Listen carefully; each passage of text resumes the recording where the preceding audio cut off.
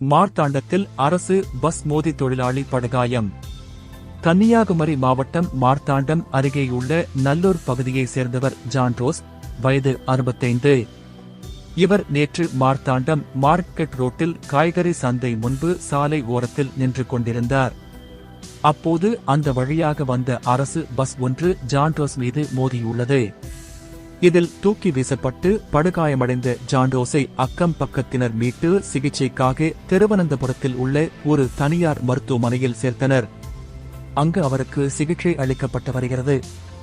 தொடர்ந்து இதுகுறித்து மார்த்தாண்டம் போலீசார் வழக்கு பதிவு செய்து பேருந்து ஓட்டுநரான சிமியோன், வயது 41 என்பவர் மீது வழக்கு பதிவு செய்து விசாரணை நடத்தி வருகின்றனர்.